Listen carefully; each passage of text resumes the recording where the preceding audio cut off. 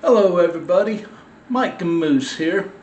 What if I told you that realism in your models is not created by expensive tools, aftermarket products, or advanced techniques? It's actually the small details that most modelers overlook. Today I'm showing you simple tricks to add realism to your models. That's next on Modeling with Mike.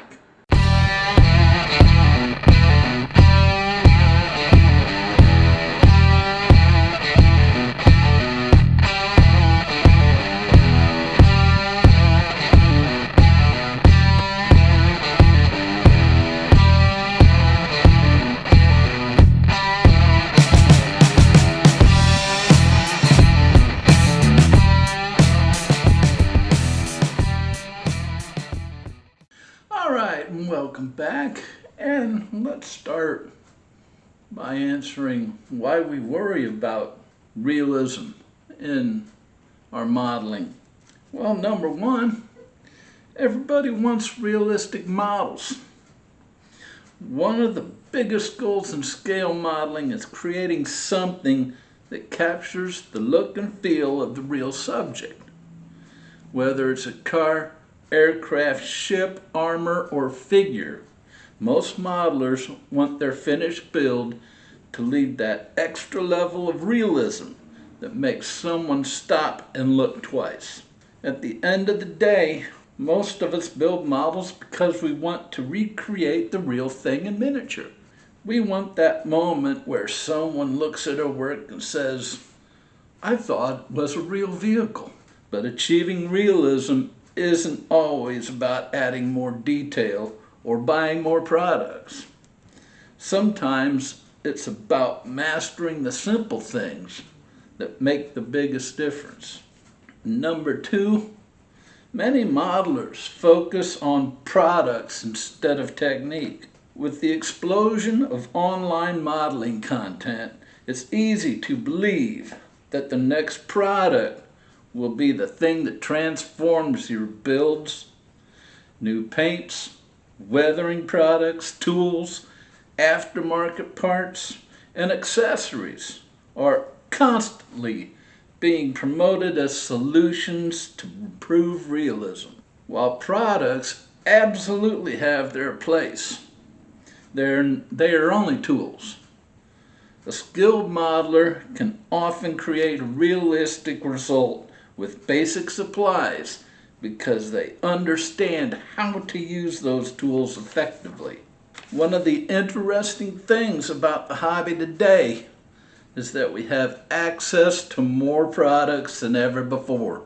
There are amazing paints, tools, and accessories available, but sometimes we focus so much on finding the next product that we forget the most important tool is the skill of the person using.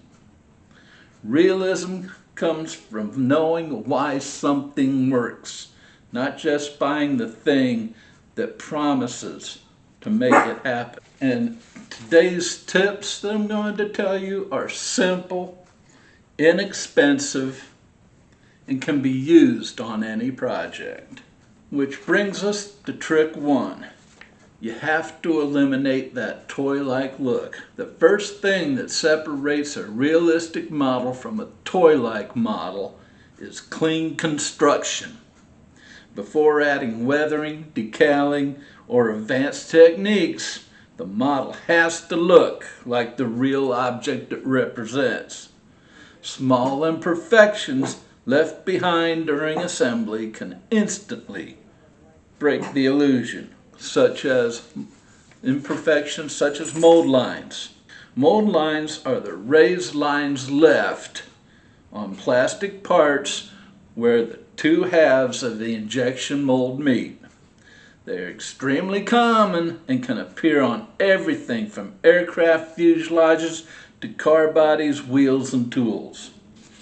On a real vehicle or aircraft, these raised lines usually do not exist. So leaving them on a model can make the subject look like a plastic toy.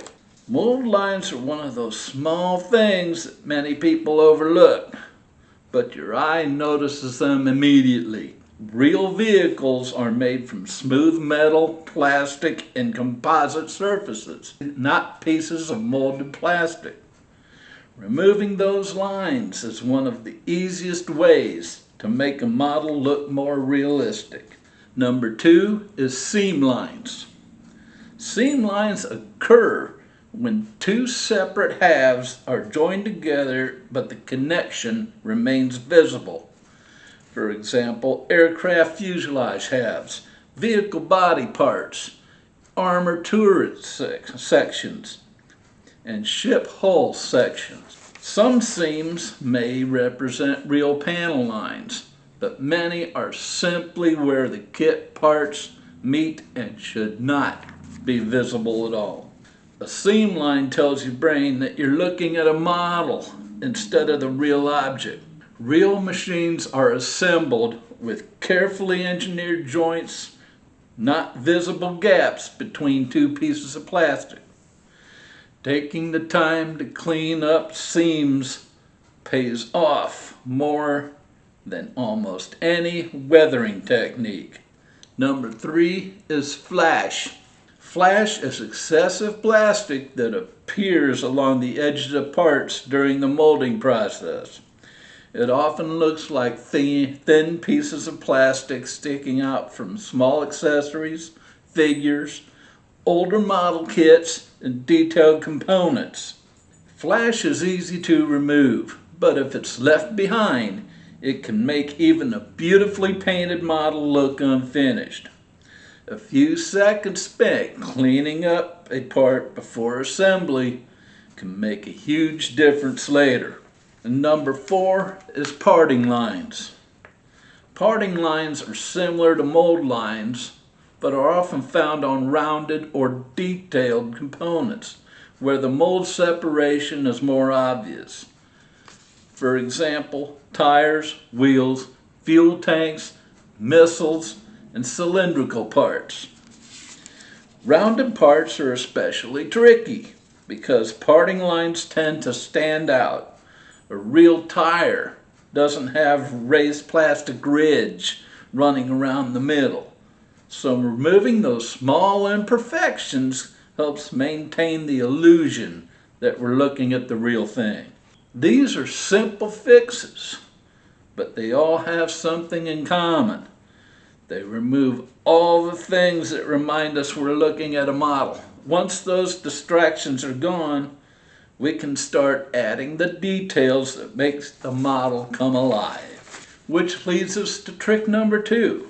You need to make the details stand out. Once the basic construction is clean, the next step is making the details that are already present on the model more visible. Many kit parts have excellent detail molded into them, but without proper contrast and definition, those details can disappear under paint. And how do we make these details stand out? Well, number 1, panel line washes. Panel line washes are one of the simplest ways to add depth and realism to a model. A wash flows into recessed areas, creating shadows that help define panels, doors, hatches, and other surface details. On a real vehicle or aircraft, panel gaps naturally create shadows because they are recessed areas. Adding a wash recreates that effect in miniature. A panel line wash is one of those techniques that can completely change the appearance of a model. The details were already there, but the wash brings them to life by adding contrast and creating the shadows we see on the real thing. Second way to make details stand out is darkening recessed areas. Not every realistic shadow is a panel line. Many areas on real vehicles and machines are naturally darker because they are recessed or receive less light. For example, wheel wells, engine compartments, and air intakes on a jet. One of the reasons a model can look flat is because everything is the same brightness. Real objects have shadows, especially in areas where light can't reach. Adding subtle darkness to recessed areas can help create the illusion of depth. And number 3, highlighting small details. Small details often have a huge effect on realism because they give the viewer's eyes something to notice. Features that might seem insignificant can make a model feel much more authentic. For example, bolts and fasteners, buttons and switches, and instrument panels. The human eye is attracted to small details. Things like handles, switches, bolts, and trim may seem minor, but they are the details that convince our brain we're looking at the real object. The key is subtlety, enhancing details without making them look exaggerated. The important thing to remember is that realism isn't always about adding more parts. Often it's about helping those details that are already there become visible. A little contrast, a little shadow, a little highlighting can completely change the way a model looks. And that brings us to trick number 3, adding realistic chrome and trim. Chrome and trim details are some of the easiest ways to add realism because they are often highly visible features on the real subject. However, they can also quickly make a model look unrealistic if they are too thick, too bright, or poorly applied. What are some of the ways to add realistic chrome and trim? Well, number 1, bare metal foil. Bare metal foil is one of the most popular techniques for creating realistic chrome and metallic trim, especially on car models. It uses an extremely thin adhesive metal foil that can be applied over areas such as window surrounds, chrome bumpers, side trim, emblems, and markings. Bare metal foil is one of those techniques that can instantly make a model stand out. Real chrome is extremely thin on an actual vehicle, and foil captures that look much better than a thick layer of silver paint. The second way is chrome pens. Chrome pens are a quick and convenient way to add realistic metallic finishes to small details. They work especially well for areas that would be difficult to cover with foil, such as door handles, small emblems, mirror edges, headlight bezels, and interior accents. Chrome pens are a great option when you need to add a small metallic detail without the effort of applying foil. They won't replace every technique, but for quick improvements on small parts, they can make a big difference. And number 3, careful trim painting. Not every shiny or contrasting detail needs foil or a chrome product. Many real vehicles have black rubber trim, painted moldings, satin finishes, or subtle metallic accents that can be recreated with careful brush or airbrush work. One of the biggest mistakes modelers make is assuming that everything shiny should be chrome. Real vehicles are full of different finishes: chrome, aluminum, rubber, plastic, or painted surfaces. Learning to identify these differences is what creates realism. Chrome and trim are great examples of how small details can completely change the personality of a model.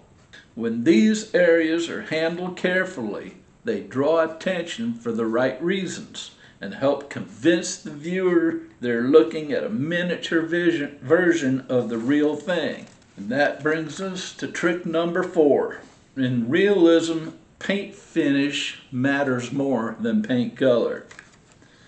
A lot of modelers focus heavily on choosing the perfect paint color, but the way that paint is applied often has a bigger impact on realism. A real vehicle surface has a certain look and texture, and recreating that finish can make even a simple paint job appear much more realistic. There are a few things you have to avoid here. And number one is orange peel. Orange peel is a textured paint surface that looks similar to the skin of an orange. Instead of a smooth, glossy finish, the paint has tiny bumps or waves. One of the first things our eyes notice on a real vehicle is the surface finish. A beautiful color with a rough, uneven texture still looks unrealistic.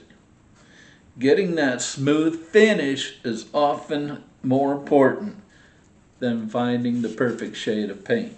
Number two, dust contamination. Dust, lint, and other particles can ruin an otherwise excellent paint job.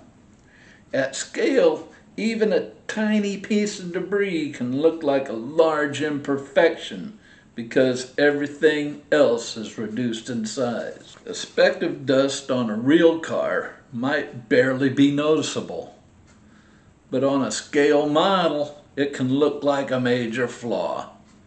Taking a few minutes to prepare your workspace can save hours of frustration later. Number three, you have to have good surface preparation. Surface preparation is the foundation of a realistic paint finish. Paint can only look as good as the surface underneath it. Important preparation steps include removing mold lines and imperfections, filling gaps and seams, cleaning parts before painting, using primer when appropriate, and smoothing rough areas. Many paint problems are actually preparation problems. The paint isn't always the issue, the surface underneath is. Spending more time preparing a model before painting usually leads to a much better final result. So a realistic paint job isn't just about choosing the right color. It's about creating the right surface. When the finish looks correct, the entire model immediately feels more believable, even before any weathering or extra details are added. Which brings us to trick number 5. You have to think like a photographer. One of the easiest ways to improve realism is to stop thinking of your model only as a model and start thinking about how the real subject would look when photographed. The way a model is viewed, lit, and displayed can have huge impact on how realistic it appears. You have to worry about the scale appearance. Number 1, scale models don't always look realistic just because they are accurately built. The way details, colors, and finishes appear at smaller scale can affect how believable a model looks. A scale model isn't just a smaller version of the real thing. It needs to create the same impression. Sometimes we have to adjust colors, shadows, and details slightly so our eyes interpret the model the same way they would interpret the real subject. You have to adjust your viewing angles. Number 2, the angle from which you look at a model can dramatically change how realistic it appears. Some models look great from one perspective, but less convincing from another. A lot of realism comes from controlling what the viewer sees. A good photographer doesn't just point a camera at something. They choose the right angle. It tells the best story. We can do the same thing with our models. Number 3, display considerations. The environment around a model can either enhance or hurt the illusion of realism. A great model displayed poorly can lose much of its impact. For example, An aircraft displayed on a realistic base with proper lighting can feel like a scene rather than just a model. Or a car model photographed on a realistic surface can look like it's sitting in the real world. The model itself is only part of the final presentation. The way we display and photograph it can either reinforce the illusion or remind everyone they're looking at a miniature. Realism isn't just built at the workbench. It also happens after the model is finished. By thinking about scale, photography, and presentation, we can make a good model look even more convincing. Which leads us to trick number 6, the power of small details. One of the biggest secrets to creating realistic models is understanding that small details often create the biggest impression. Viewers may not consciously identify every tiny feature, but their brains recognize when those details are missing or inaccurate. The goal isn't to add every possible detail. It is to focus on the details that people naturally notice when looking at the real subject, such as door handles. Door handles are small but highly recognizable features, especially on automotive models. A molded-in handle or a poorly painted handle can quickly make a model look like a toy. A door handle might be only a few millimeters on a model, but it's something our eyes immediately recognize. Adding a little depth and contrast can make a huge difference in making a vehicle feel like a real object instead of a molded piece of plastic. Number 2, window trim. Window trim is one of the most visible features on many vehicles. Clean, sharp trim around windows can dramatically improve realism. Window trim is one of those areas where precision really pays off.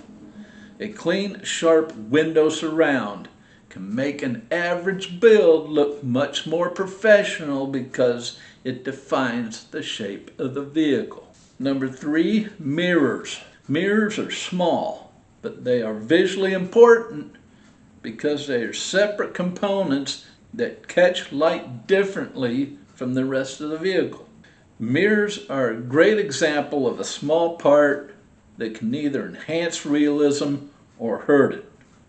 A realistic reflective surface and proper attachment can make a model feel much more complete. Number 4, emblems. Badges, logos, and manufacturer emblems are tiny details that instantly identify a subject. While they may be small, they add authenticity. Emblems are often overlooked because they are so small, but they are one of the details that tell our brain exactly what we're looking at. Getting those little identifying features right adds a lot of realism. Number 5, wipers. Windshield wipers are a detail that many kit manufacturers simplify. On a real vehicle, they are thin, delicate components, so oversized or poorly shaped wipers can stand out. Windshield wipers are one of those details that people don't always notice until they're wrong. Because they sit on such a prominent area of the vehicle, improving them can make the entire model look more realistic. Number 6 is license plates. License plates are a small detail that adds personality and realism. They can help place a model in a specific time period and location. A license plate is a tiny detail, but it tells a story. It can suggest where a vehicle is from, how old it is, and what environment it belongs in. Those little storytelling details are what makes a model feel alive. The key with small details is not to add everything just because you can. The goal is to identify the features that people naturally recognize and make those details accurate, clean, and believable. Sometimes the smallest improvements create the biggest jump in realism. And that brings us to the biggest trick of all, and that is observation. The most important skill behind realistic modeling isn't a specific tool, paint, or technique. It is learning how to observe the real world. The more accurately you understand the subject, the easier it becomes to recreate it in miniature. And how do we do this? Number one, you look at reference photos. Reference photos are one of the most valuable tools a modeler can use because they provide information that memory often misses. They help answer questions like what colors and finishes are actually present? Where are the shadows and the highlights naturally found? How are parts positioned? And where does dirt, wear, and damage occur? One of the biggest differences between a good model and a truly convincing model is often the amount of observation that went into it. Reference photos allow us to stop guessing and start recreating what is actually there. Number two, study real vehicles.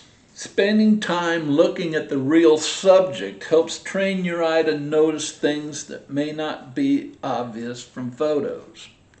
Seeing an actual vehicle, aircraft, or machine in person gives you a better understanding of scale and proportions, surface textures, how parts fit together, and how materials look under different lighting conditions. You don't need a professional reference library to improve your modeling.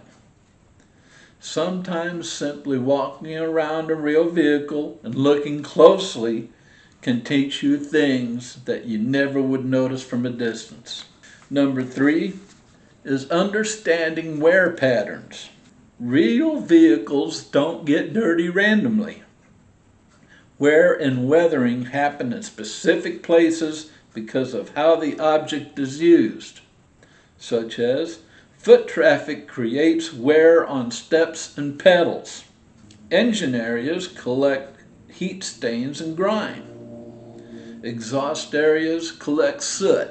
Realism doesn't come from making a model look dirty.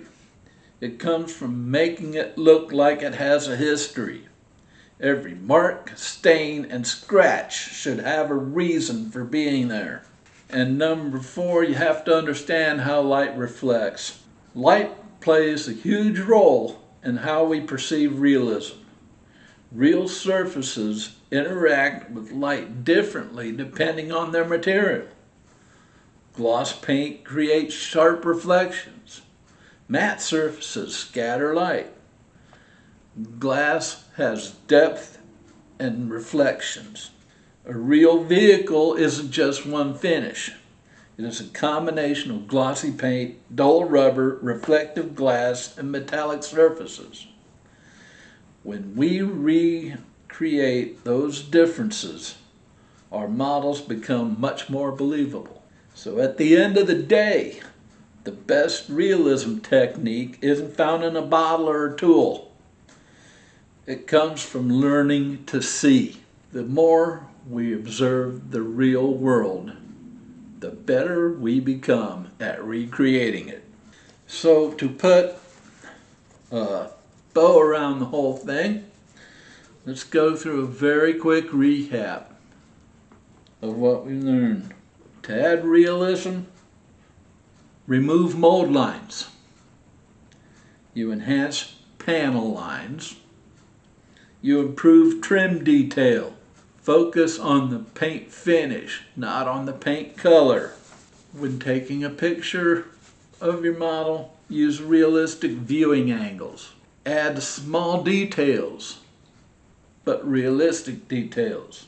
And to achieve all this, you have to study the real thing.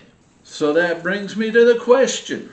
Which of these tricks do you think will improve your models the most? Let me know in the comments below. We always love hearing from you. Remember, everything you need to know about the channel, such as links and discount codes, can be found in the video description. Also, a link to my merchandise page, and ending today, unfortunately, but you have the rest of the day today, the discount code for 10% off my merch in our introductory sale. So don't forget about that. And also do not forget that we have memberships now to the channel. Only $1.99 per month. So I think that's a really good price.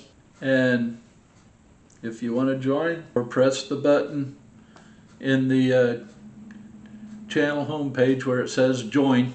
And let's see, next video, the air hub, the gallery air hub is on its way. Should be here Thursday, so next video will be the gallery air hub review. 1 year in the making almost, so we're finally gonna do it. So that'll be next video. So that's all I got for this one, folks. You know what we always say around here, never stop pushing your modeling boundaries, and until next time, we will see you later. Bye-bye.